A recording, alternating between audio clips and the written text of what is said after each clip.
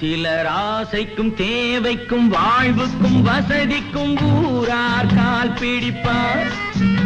ஒரு மானமில்லை அதில் ஈனமில்லை, அவர் எப்போதும் கால் பிடிப்பார். எதிர்காலம் வரும், என் கடமை வரும், இந்த கூட்டத்தின் ஆட்டத்தை ஒழிப்பேன். பொது நீதியிலே புது பாதையிலே வரும் நல்லோர் முகத்திலே விழிப்பேன். வரும் நல்லோர் முகத்திலே விழிப்பேன். நான் ஆணையிட்டால் அது நடந்து விட்டால் இங்கு ஏழைகள் வேதனைப்பட மாட்டார்.